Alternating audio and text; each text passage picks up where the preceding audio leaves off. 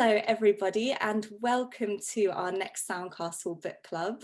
My name's Hannah Dunster and I'm delighted to be here with the wonderful Jessica Pitt. Hello Jessica. Hi, lovely to be here. Wonderful. And I'm just going to remind everyone watching that these Soundcastle book clubs are all about connecting the wonderful research that's out there to our practice in community music. We're going to try and take down some of those academic barriers that prevent us from accessing the research, and we're going to connect everything back to the reality of what we do on the ground. And if you're with us during the communal showing on YouTube, please feel free to ask questions or leave comments in the YouTube chat, and Jessica and I can respond to you as we go along. And also please feel free to come and join us over on the Soundcastle community, where we have lots of events and moments like this and a chance to carry on the conversation. But for now, I'm going to give an introduction to lovely Jess, who I'm so pleased to have with us today. Jess is a lecturer in music education at the Royal College of Music, and she's also a lead on the MA in Early Years Music at the Centre for Research in Early Childhood in Birmingham. And on top of that, she's a freelance consultant, evaluator and researcher in early childhood music arts practice. So just a few strings to your bow there.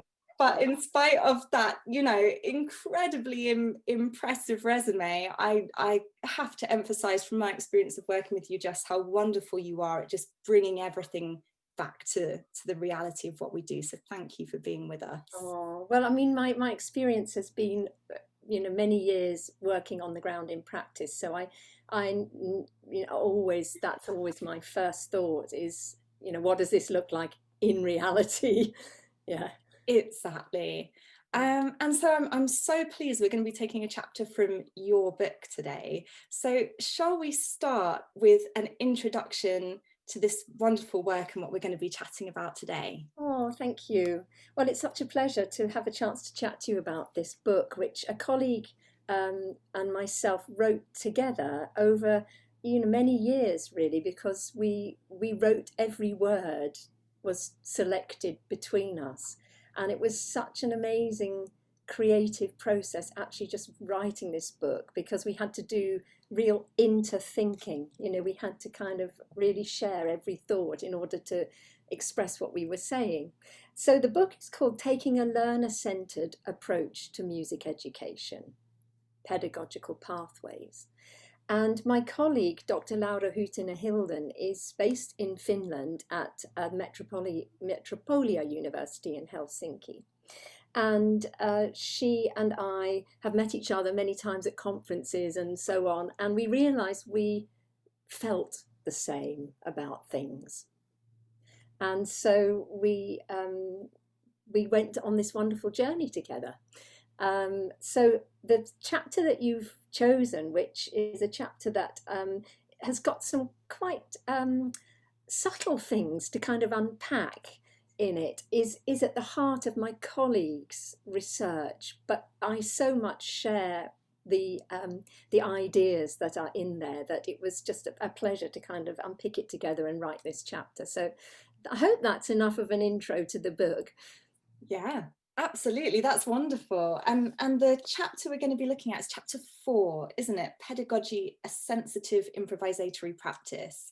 And I love what you just said about you and your colleague being drawn together because you realized that you felt the same about things. And I think a lot of that feeling sensory element will probably come up in our chat today. Yeah. So yes. that just very quickly, just to add in that part 1 of the book explains theoretical ideas and presents our thinking about adopting a learner-centered approach to what we do. And then there's some lovely coloured pictures in the middle. And then the second part is a whole lot of practical activities that one can try based on thinking about, if you put the learner at the centre, what does that actually look like in practice? And there's a whole lot of workshops and ideas, different pathways to try.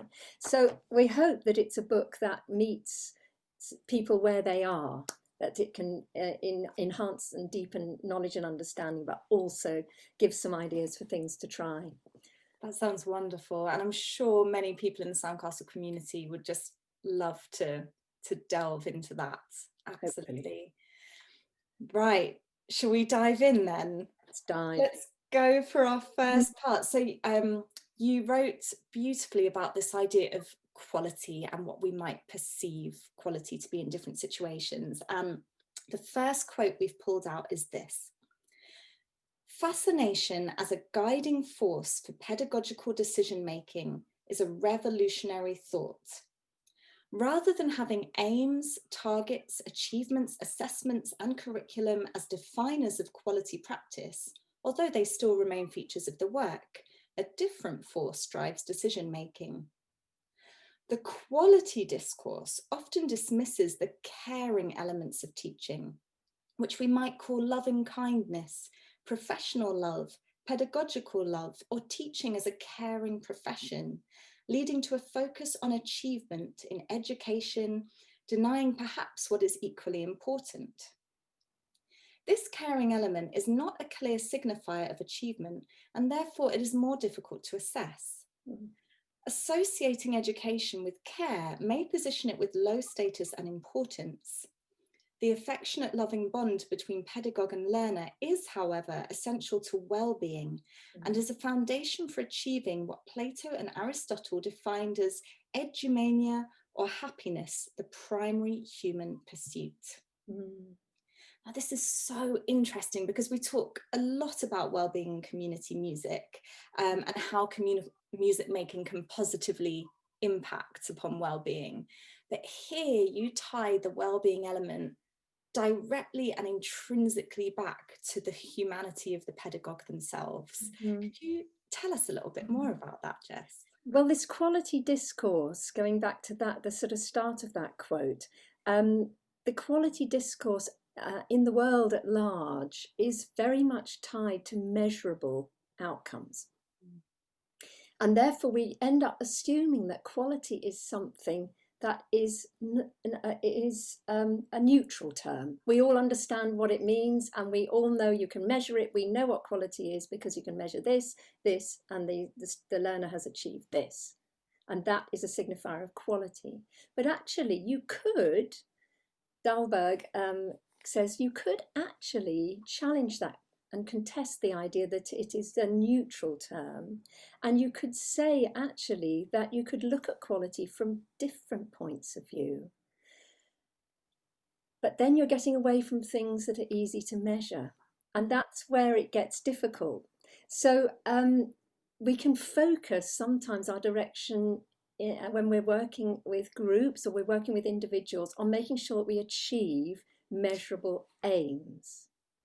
And in the process, we can lose perhaps some of the really important parts of this wonderful relationship that you can establish between yourself as a facilitator, pedagogue, teacher, and your learner, because you're focusing on things that are outside of both of you.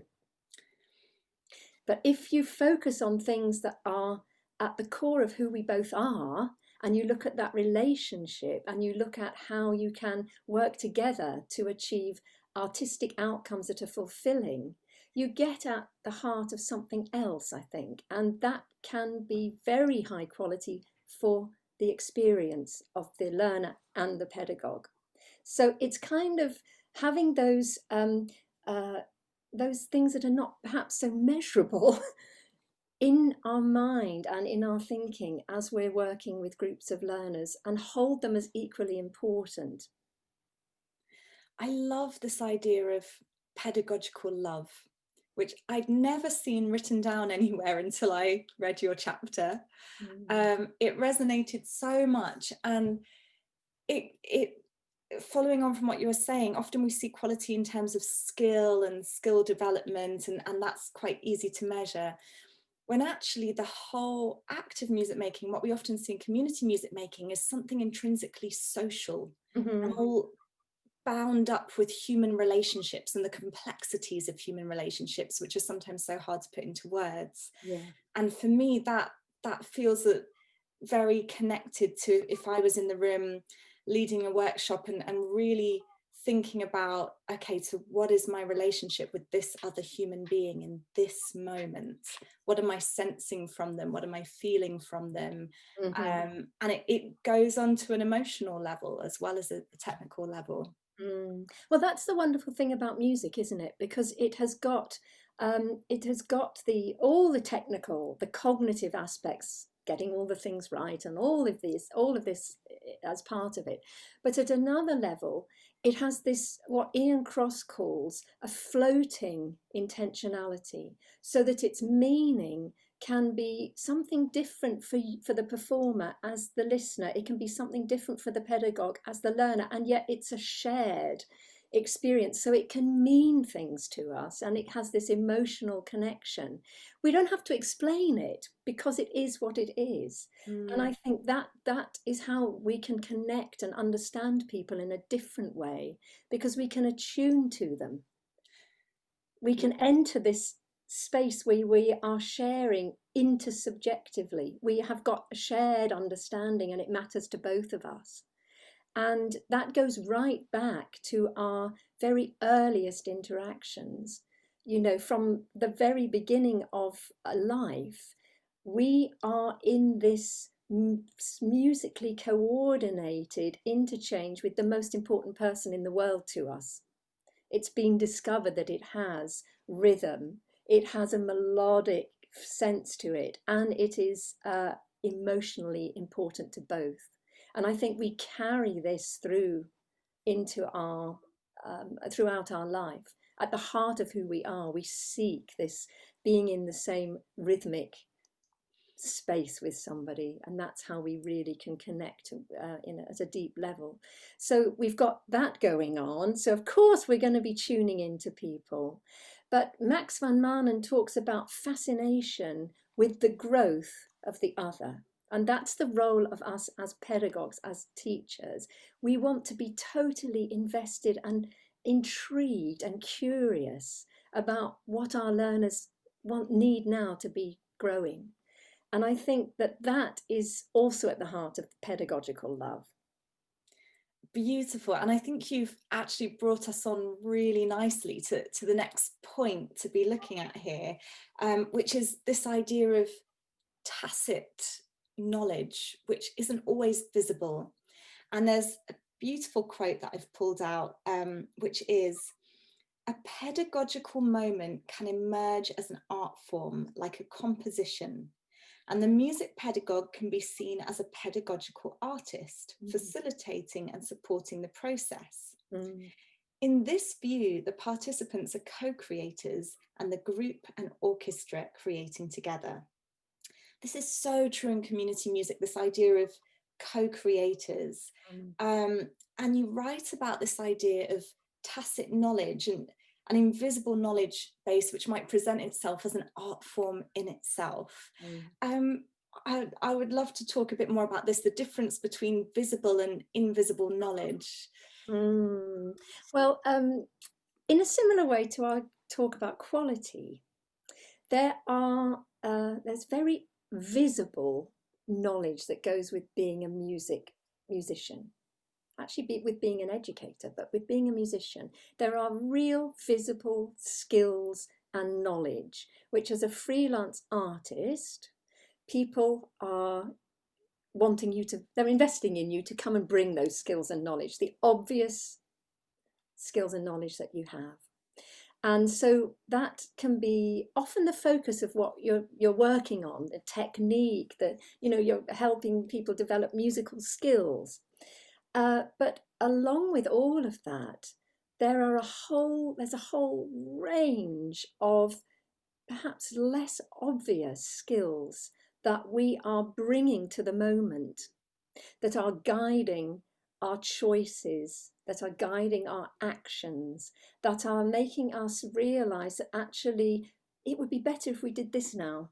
And you don't even really know why. If you're quizzed about why did you choose to do that in that moment, you wouldn't perhaps even really know why. And it's kind of unpicking in reflection, why did I choose to do that then? What did that give that learner? And often that's a very subtle things about our highly developed interactive skills. Also seeing the emergence of some expression, some perhaps even just a gesture or a movement that on our wealth of experience, we know where that could possibly go. It's all those underlying practical wisdom that we bring into play in a moment. It can be the way that we decide, gosh, that pitch is wrong. We just need to shift that into a different key. All these things that you do in the moment, which are tacit knowledge. They are knowledge that is never really sees the light of day because we don't articulate it. But it is the things that really make something work for a learner and a learning group or not. So on the one hand, you've got your lesson plan with all the kind of ideas about what you're going to do musically. Those are all great. But if you don't use the tacit skills and knowledge that you have, those things could potentially be dry as a bone and not reach anything. And this feels like it connects directly again to this idea of professional care, pedagogical love, kindness, and how music and humanity are reflected back towards one another. They have many common features. Something that seems to happen in a lot of our community music sessions is, as facilitators, we model this tacit knowledge without even knowing we're doing it. We think about where to leave space. We think about where to step forward and support. We think about where one person's voice might need to be drawn out a bit more. And the longer we do that with a group, the more we start to see that being reflected in the behavior of the group themselves as well, and how together through the music making, we start building this social kindness and social energy. Yeah, very well put. So if we have fascination at the heart of what we're doing, fascination in the growth of this group, coupled with an awareness of the fact that all these subtleties that you're talking about are actually the really, really fundamentally important aspects, and what you do musically is kind of around the edge of it, then the co-creation at a real level can start to happen, I think. And, you know, we in early childhood music education, we often talk about starting with what people can do. So start with what a child can do and build from there. Don't think about they need to learn this, but start with what they can do. And I think in a sense, it's true of all music learning situations. If we're aware of where people are and what they can do, we've got them at the heart of what we're planning. We've got them and their capacity central.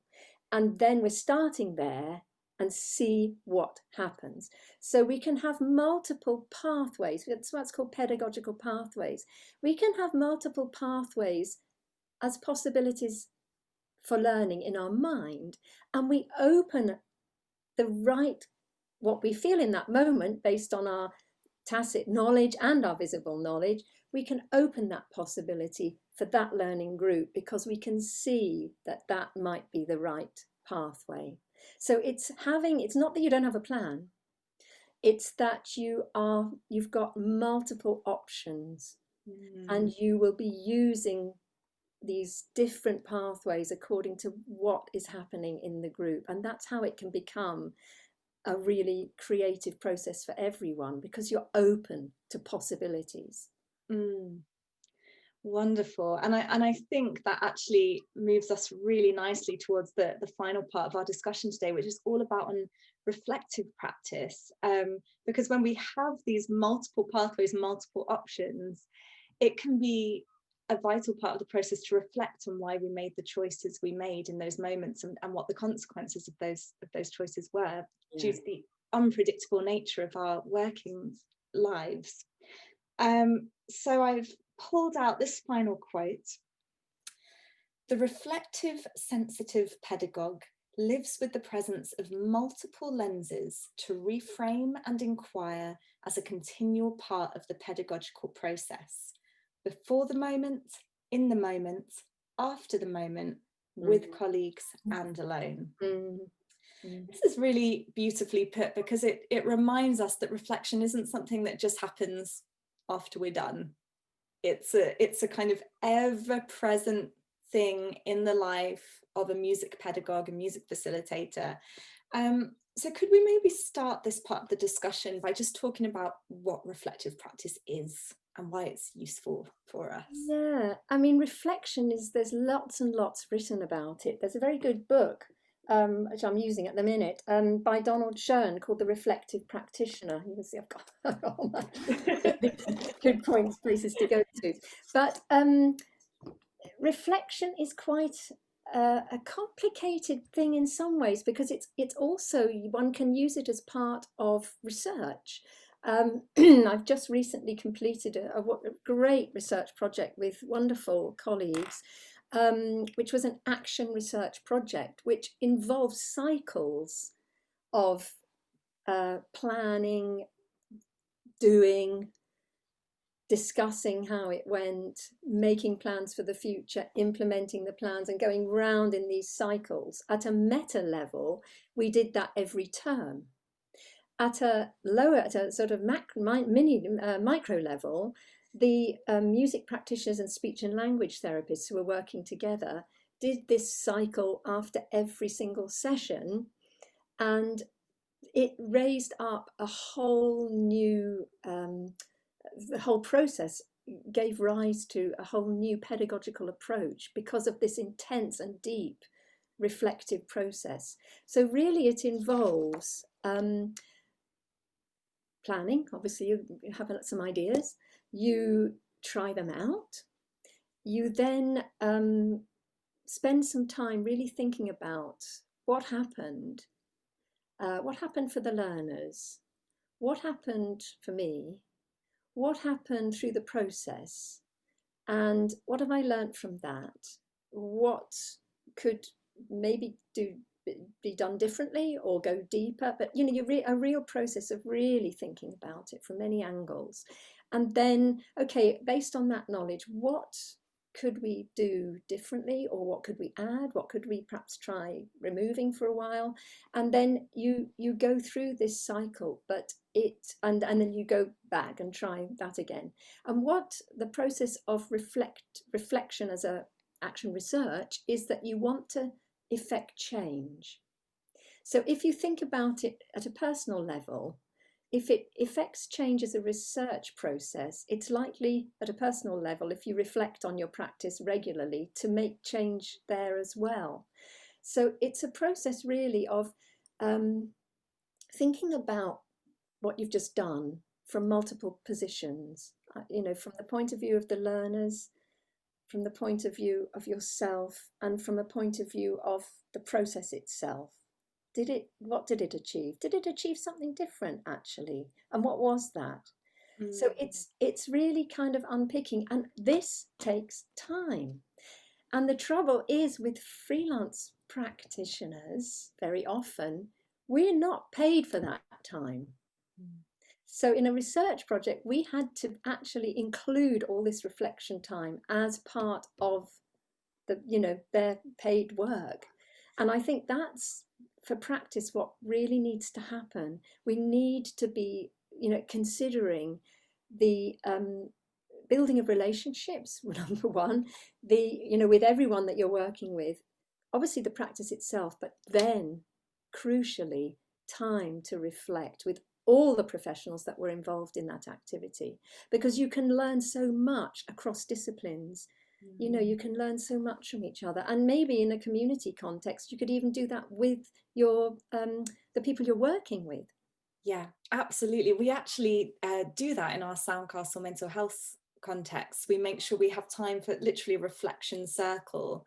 And what, you know, in this activity, what did I notice about myself today? What did I notice myself doing that perhaps I hadn't done before? And I couldn't agree more with you more about this importance of reflective practice. And something I've noticed, we always have a debrief session after every community music session we deliver, and it helps us to be almost less perfectionist in a good way. because it helps us to understand that we are always learning, that we are fallible human beings as well. We're not just these neutral facilitators that go out like robots and do everything perfectly the whole time. We're navigating the complexity of human relationships too. And so it helps us to reflect on the community members in the room. It helps us to reflect on ourselves as facilitators, to learn from everything that's happened and strive to make it even better next time. Or it literally helps us to plan the next direction of the program that we're delivering. And I think in a way that ties everything back round to the very first part of this conversation, which was all about this idea of what is quality, and how do we look at quality in these more unmeasurable terms sometimes, these complex relationships, the very nature of being human. Yeah. And I think reflection is a first step towards that, towards discussing the unmeasurable, acknowledging the unmeasurable, and striving for quality within those aspects. Most definitely. I think the layers that exist in and around a music activity are the things that actually we need to pay a lot of attention to. We, you know, how we enter a new space, the people we meet, the conversation, how we build that relationship from the outset, you know, then the activity itself. What are the choices we're making in these moments, and why might that be? Oh, that was interesting. I wonder why I did that. I wonder why they reacted like that. Whilst you're in the process, then to reflect together afterwards, and then to, as you say, have this debrief together. How wonderful that you can co-facilitate, because I think that's so incredibly important. And then, you know, how one concludes. That's the closing of things is also really important. So there's the, you know, my colleague Laura said, you know, I like to not think of warm-ups. I like to think of tuning activities, like we're tuning a group to work together, like you tune the instruments of the orchestra. And I just absolutely love that. And similarly, the closing and the endings of things are also so important, aren't they? And so I think all these things at the edges, these liminal areas, are the areas we focus on. We can do our music stuff. That's our stock in trade. It's unpicking all the other little bits around the edges, I think, that can really start to uncover just additional things and additional understandings. Yeah. Wonderful. Thank you so much, Jess. We are coming to the end of our discussion, but this has been so mind-opening in such a beautiful way. I really appreciate it. And thank you so much for joining us for Book Club today. Oh, it's been a great pleasure. Yeah, I've loved it. Thank you. Wonderful. And for anybody who was with us in the YouTube live chat, commenting, leaving your thoughts, thank you so much for joining us today. Do come back over to the Soundcastle community where we can continue these discussions, continue thinking about these things to a deeper level. Everyone's welcome, all voices are valued. Thank you very much, everyone. Thank you again, Jess. Pleasure. And we will see everyone at the next book club. Thank you. Bye-bye.